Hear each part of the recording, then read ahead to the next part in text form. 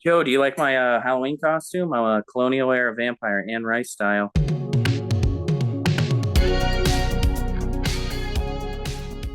What's up, everybody? Welcome back to Taste Like Music. Jason, Joe, and Crams are here coming at you with a new album review talking about the highly anticipated new Taylor Swift record called Midnights. It came out Friday.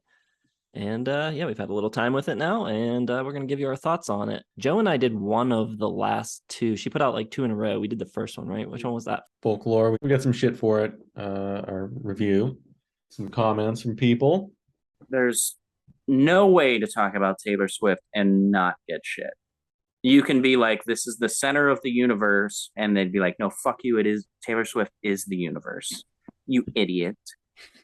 So there's just no way to win. All right, so this new record, I don't know, what's it about? Long nights, not being able to fall asleep, insomnia. I guess that's the gist. Produced by Jack Antonoff, of course. And I don't know. We did what did I give Folklore? I think I gave it 3 stars. I like this one less. I'll say that for now. We both gave it 3 stars. Yeah. Which would be my 2.5, which is where I'm at for this one, which also makes it. I also gave Folklore 2.5, but I like this one more. This is my favorite Taylor Swift record. Just gonna say that. We'll start on a good note. This is my favorite Taylor Swift album. I've not heard all 10. I've heard this, Folklore, Red in 1989, and all the friggin' hits that make me want to just get drunk on a really terrible, like, blue daiquiri bullshit or like it because they're so cheesy. But this one, like, if she keeps this pace of evolution by 2036, she'll have a good record. Okay. All right. Well, I've been bashing Taylor a lot on Twitter and through the company Twitter handle. That's me. That was me doing all the negativity. I just, I don't quite get Taylor Swift. I never have. I think she's fine, but somewhere between like 1989 and Folklore, she became like the most important, best songwriter in the entire world. Like just out of the blue, after a string of, like well rated. I mean, her stuff has never been poorly rated. Like it's always been good, 70s, 3.5 stars, some 4 stars in there.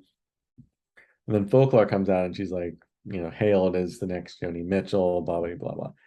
No, it's not even close. Rolling Stone should apologize for their 5 star review the same way like Q and Enemy apologized for Be Here Now. And like the Britpop records, really they should come out and just say like Rob Sheffield shouldn't write about Taylor Swift anymore because it's getting a little creepy.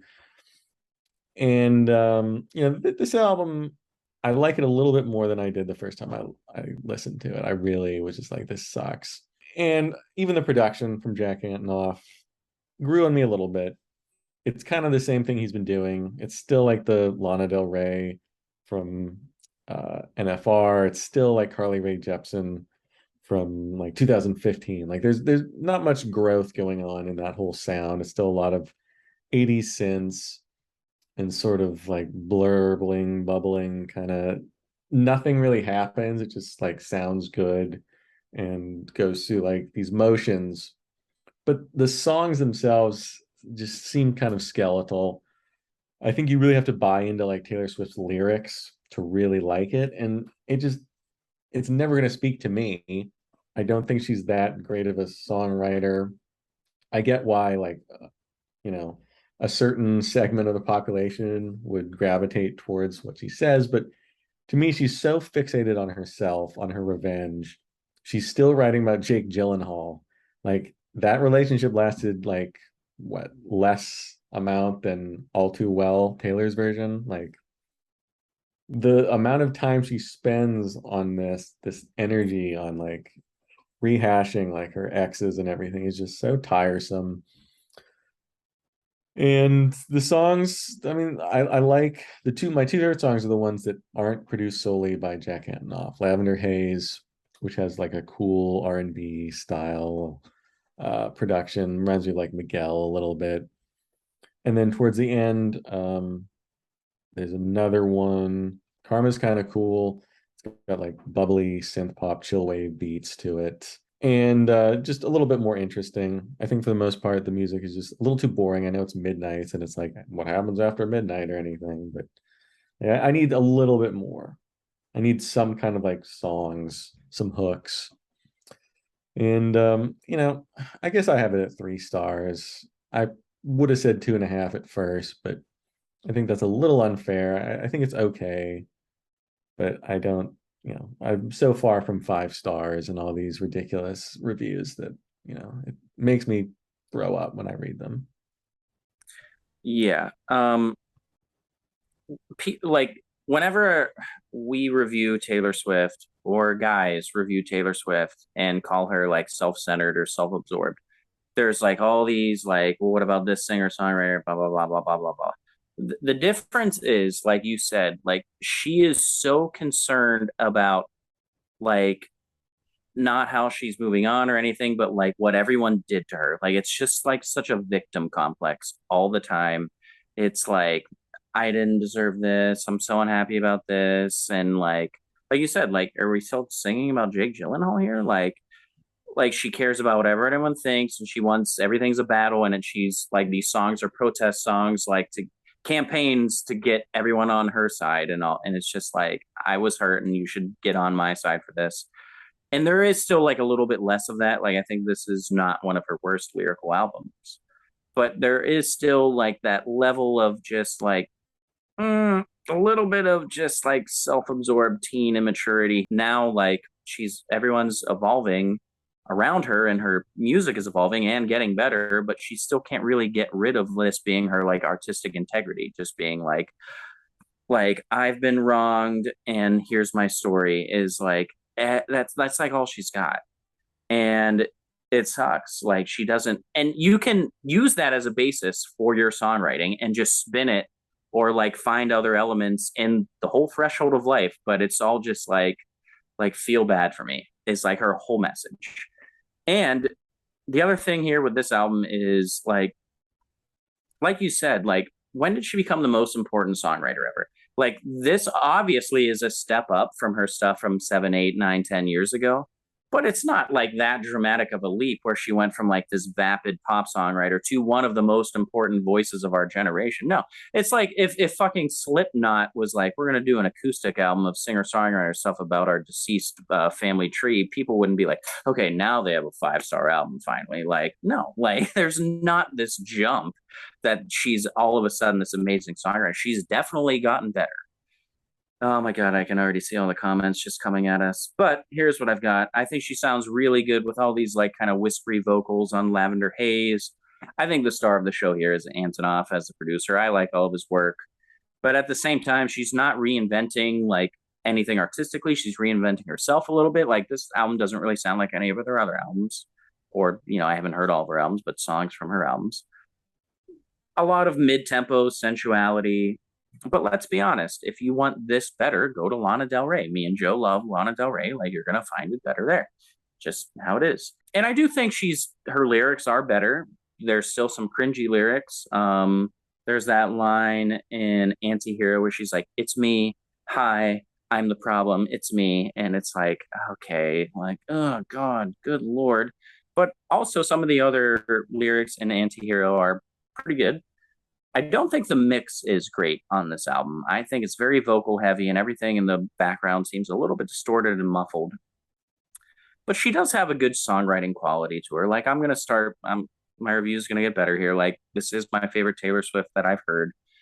Like she does write really good, catchy stuff that sweep into big choruses, especially like in the song Maroon. I think Midnight Rain is pretty good.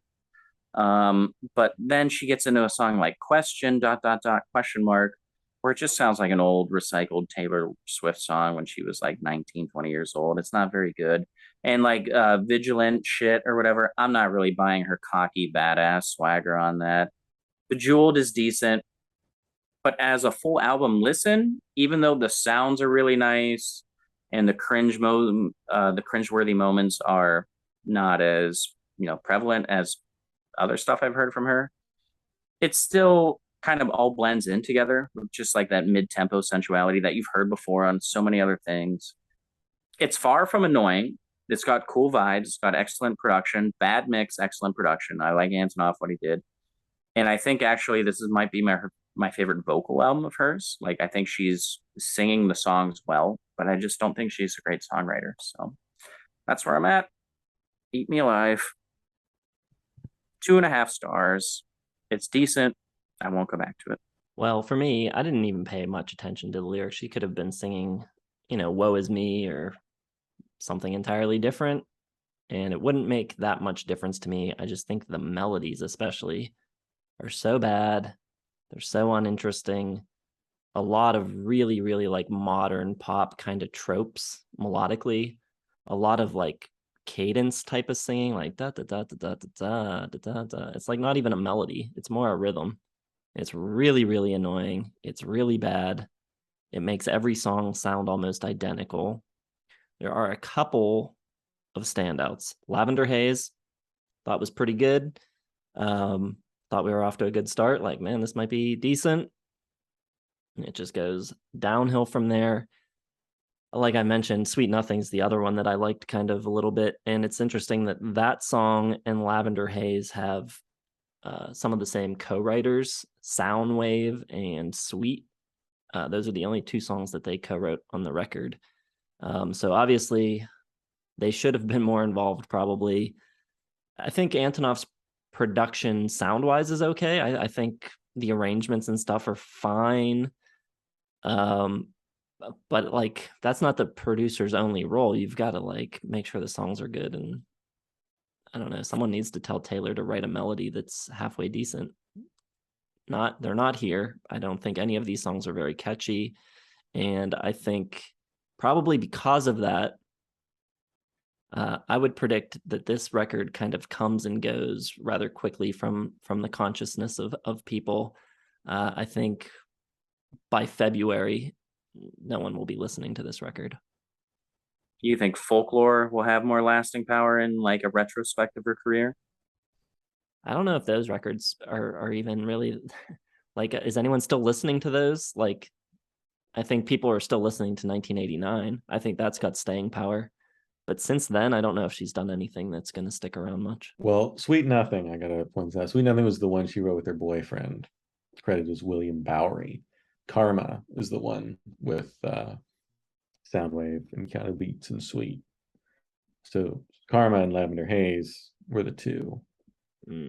Well, for Karma, I wrote I'm bored. This sounds the same as every other song. I kind of like Karma a little bit. The big Lana Del Rey collab, total wash. She gets like this weak background vocals on Snow on the Beach, which has a pretty lame lyric. Snow on the beach. Weird but fucking beautiful. That's a really bad line. Let's be honest. There's some other bad lines I'd like to point out. A lot of F bombs. She's throwing the F word around a lot. She's now an adult.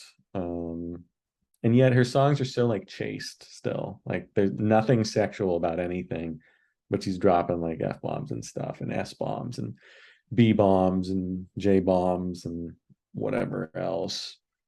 The Everyone is a Sexy Baby and a Monster on the Hill. It's a terrible lyric.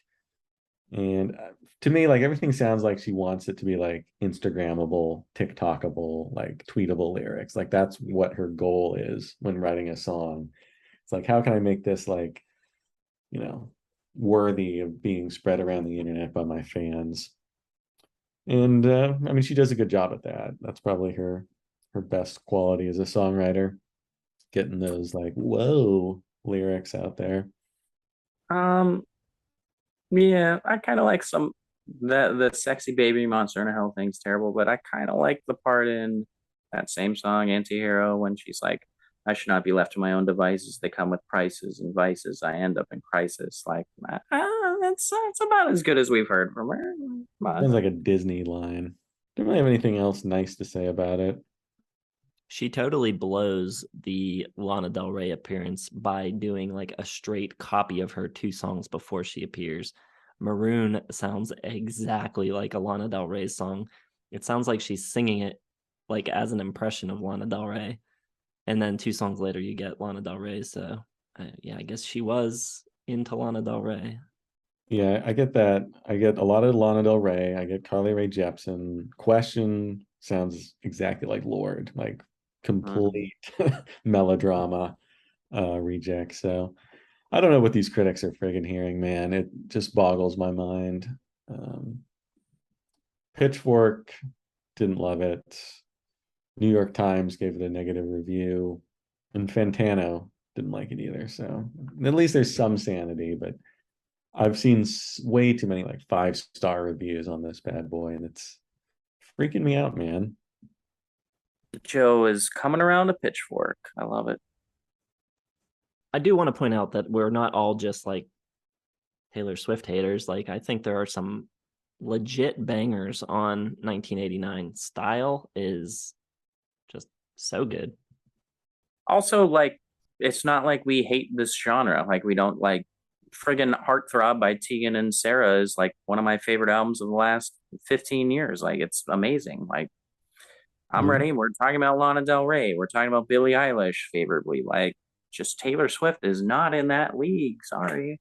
Nobody can question our credentials at this point. Not after all the wonderful things we've said about Carly Rae and Lana and Lord, and Jason won't shut up about Billie Eilish. It drives me nuts. But I mean, good for him. At least he's found someone in the modern pop era to like and appreciate. Yeah. Our pop credentials are rock solid. And that's indisputable. So I forgot to say I'm at 2.5 on this. So not very good. Not a total disaster, but I will never listen to it again. All right. So if you've heard this record, let us know what you think. If you agree with us, if you disagree, if you love it. If you're Rob Sheffield, make sure you hit the like button, subscribe to the channel. Thanks for watching. We'll see you in the next one.